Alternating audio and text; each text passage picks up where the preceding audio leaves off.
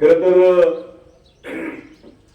जिल्हा परिषद आणि पंचायत समितीची निवडणूक आहे आणि या जिल्हा परिषद आणि पंचायत समितीच्या निवडणुकीला सामोरं जात असताना या गावगाड्यातल्या प्रश्नांनी सोडवणूक करण्यासाठी ही जिल्हा परिषद आणि पंचायत समितीची निवडणूक आहे. पण खऱ्या अर्थानं आज बघितलं की देशातलं, राज्यातलं आणि आपल्या तालुक्यातली परिस्थिती जर बघितली, 2014ला ज्या पद्धतीनं हे जातीवादी पक्ष पहिल्यांदा हिंदू मुस्लिम केलं, परत मराठा ओबीसी केलं, आता ओबीसी आणि एससी या पद्धतीचा जाती जातीमध्ये तेढ निर्माण करण्याचा प्रयत्न या ठिकाणी ते करत आहेत. आज ज्या पद्धतीनं 2014ला केंद्रातली सत्ता भाजपची आली, भाजपची सत्ता आल्यानंतर या मुंबईमध्ये समुद्रात आपल्याला शिवाजी महाराजांचं, छत्रपती शिवाजी महाराजांचं स्मारक उभा करण्यासाठी एक नाटक केलं. कारण पुढे विधानसभा होती, त्याची मतं घ्यायची होती. पण आज त्या स्मारकाचं कुठलंही काम सुद्धा आज या ठिकाणी झालेलं दिसत नाही. म्हणजे सत्तेवर यायचं आणि सत्तेवर आल्यानंतर महापुरुषांना सुद्धा एक कमी लेखण्याचं काम या जातीवादी पक्षांना आपल्याला वेळोवेळी करताना दिसते. ज्या छत्रपती शिवाजी महाराजांचा अपमान केला, ज्या सावित्रीबाई फुलेंचा अपमान केला, अशा अपमान करणाऱ्या आपल्या महाराष्ट्राच्या राज्यपालाला सुद्धा यांनी भारतरत्न दिलेला आहे. आपण हे जोडून बघितलं. म्हणजे त्यांना जिथं जिथं उपयोगी वेगवेगळ्या पद्धतीनं करतात. आता रवींनी सांगितलं की निवडणुकीची प्रक्रिया खऱ्या अर्थानं या लोकशाहीच्या ज्या संविधानाच्या माध्यमातून बाबासाहेब आंबेडकरांनी आपल्याला दिलं की 5 वर्षानंतर ही लोकशाही पद्धतीनं निवडणूक होणं अपेक्षित आहे. पण आज बघायला गेलं तर 8-8 आणि 9-9 वर्ष आज या ठिकाणी निवडणूक घेतल्या जात नाही. त्याला वेगवेगळी कारणं दाखवली जातात, वेगवेगळ्या कोर्टाचा आधार घेऊन ती निवडणूक थांबवली जाते. अशी परिस्थिती या निमित्तानं या भाजपच्या सरकारमध्ये आपल्याला बघायला मिळते. आणि त्याचबरोबर आपल्या राज्याचं जर उदाहरण द्यायचं झालं तर जे फडणवीस सरकार, फसवणीस सरकार नाही म्हणतो, जे फसवणीस सरकार जे आपल्या सत्तेवर आलं, ते सत्तेवर येताना आपल्या सर्वसामान्य या गावगाड्यातल्या शेतकऱ्यांचे कर्जमाफी करतो म्हणून सांगितलं. केली का? आज इथं आपण सगळेजण पुरुष मंडळी बसलेला, आपल्या घरातल्या आमच्या माता भगिनींना त्यांनी लाडकी बहीण योजना सुरू केली आणि त्या लाडक्या बहिणी योजनांना 2100 रुपये देतो म्हणून सांगितलं. दिलं का? अरे आहे ते तुम्ही तयार, जे डिक्लेअर केलं तिथं सुद्धा आज त्या महिला आमच्या कमी करायचा उद्योग तुम्ही चालू केलेला आहे. कुणाच्या घरात 2 व्हीलर आहे, कुणाच्या घरात 4 व्हीलर आहे, अशा पद्धतीची कारणं दाखवून आता एखाद्या गावाच्या महिला जर सरपंच किंवा आमची अंगणवाडी सेविका असेल, तिला त्यांना दोघींना मानधन स्वरूपात पैसे मिळतात, तर त्यांना सुद्धा या योजनेतून कमी करण्याचा उद्योग या महाराष्ट्र सरकारने केला. आता तेच आपले आमदार सांगत आहेत की बाबा लाडक्या बहिणी योजना बंद होणार नाही. एक उदाहरण देतो. तुमच्याच घरातल्या लोकांच्या जवळ 3-4 महिन्यानं आज पैसे जमा व्हायला सुरू झालेले. हे कशासाठी सुरू झाले? की निवडणुकीच्या पार्श्वभूमीवर सुरू झाले. आज याच लोगावात या चव्हाणवाडीवरचे जे काही पैशाचं पाणी वाढवण्यासाठी, त्या तलावात सोडण्यासाठी या गावातल्या सगळ्याच लोकांनी पाठपुरावा केला. तो आज पाठपुरावा करून गेल्या 5 वर्षाच्या कालावधीमध्ये तो पाठपुरावा करून आज पाणी आपल्या तलावात सोडण्याचं काम केलं. पण आज आपण 2-2.5 महिन्यापूर्वी मिरजेचे आमदार सुरेश खाडेंनी म्हैसाळची योजना चालू केली, बरोबर.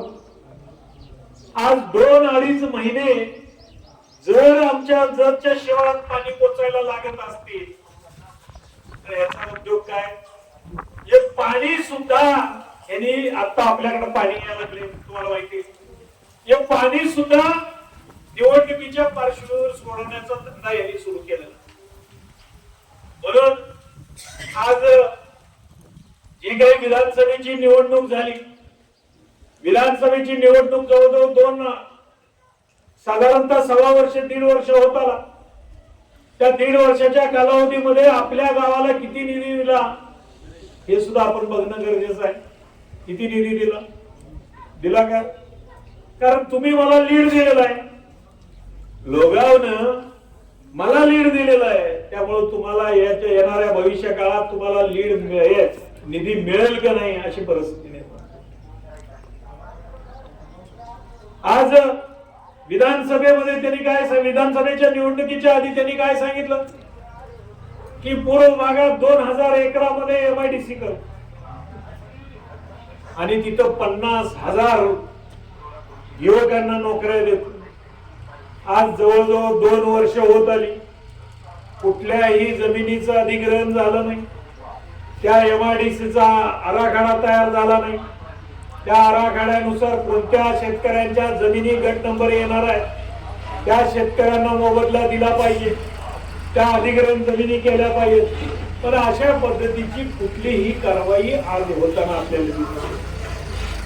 आज हे आमदार सांगतात की आम्ही RT ऑफिस जतला आणतो, पण त्या RT ऑफिस जतला आणल्यानंतर आज सगळ्यांच्याला थोडं दिसतंय. जुनं प्रांत कार्यालयाच्या ठिकाणी त्यांनी ऑफिस केलेलं आपण सगळ्यांनी बघितलेलं आहे. पण आज त्या ऑफिसच्या माध्यमातून सर्वसामान्य जे काही आमचे दूध व्यवसाय करणारी लोक आज तालुक्याच्या लेवलवर जातात, तिथनं खतं आणणार, तिथं काय म्हणतात त्याला सुग्रासची पोते आणतात. पण ते आणत असताना सुद्धा हे RTO कार्यालय मोठ्या प्रमाणावर आपल्याला दंड करताना सुद्धा दिसतंय. त्या गाडीची किंमत सुद्धा तेवढी होणार नाही, तेवढे दंड या आपल्या जे काही कष्ट करून खाणारी लोक आहेत त्यांना सुद्धा या माध्यमातून दंड होताना आपल्याला दिसतो. तर असे काढायला गेलं तर भरपूर आहे. म्हणून भूलथापांना बळी नका पडू. आणि येणाऱ्या काळात तुम्हाला सगळ्यांना कळकळीची विनंती आहे की ज्या पद्धतीने सर्वसामान्य लोकांना केंद्रबिंदू मानून काँग्रेस पक्षाच्या माध्यमातून जी काही कामं झालेली आहेत त्यांना एकत्रित करून, म्हणून मी सगळ्यांना विनंती करायला लागलोय की या येणाऱ्या 7 तारखेला जिथं जिथं हाताचं चिन्ह दिसेल तिथं हाताच्या चित्रापुरतं बटन दाबून आमचे रवी सावंत आणि प्रमोद सावंत यांना मोठ्या प्रमाणावर निवडून घ्या.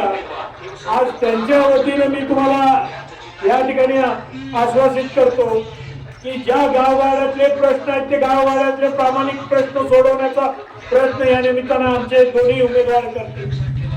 आज दुसरीकडचे जर उमेदवार बघितले तर त्या उमेदवारांना तुमच्याच गावात कशा पद्धतीची भांडणं लावलेली आहेत तुम्हाला सगळ्यांना माहिती जाते, कशी टोकापर्यंत गेलेली आहे. तर याचाही तुम्ही कुठेतरी विचार करणं गरजेचं आहे. आज ज्यांची गल्लीपासून दिल्लीपर्यंत सत्ता आहे त्या सत्तेच्या माध्यमातून पैशाचा माग सुद्धा या लोकांना आलेला आहे. विधानसभेच्या निवडणुकीच्या माध्यमातून ज्या ज्या काही निवडणुका आतापर्यंत झाल्या त्याचा मोठ्या प्रमाणावर पैशाचा वापर करून लोकांना, सर्वसामान्य लोकांना आमिष दाखवून, मी म्हणत नाही तुमचं नुकसान करून घेऊ नका, जरूर घ्या, पण जिथं मत टाकायचे जे सर्वसामान्य, जो पक्ष सर्वसामान्यांच्या लोकांसाठी धडपडणार आहे अशाच पक्षाला मदत करणं गरजेचं आहे. आणि तो फक्त एकमेव पक्ष आहे, तो काँग्रेस आहे. म्हणून येत्या 7 तारखेला तुम्ही या दोघांना मोठ्या प्रमाणावर हाताच्या चित्रापुढचं बटन दाबून निवडून द्यावं अशी या निमित्तानं आपल्याला कळकळीची विनंती करतो.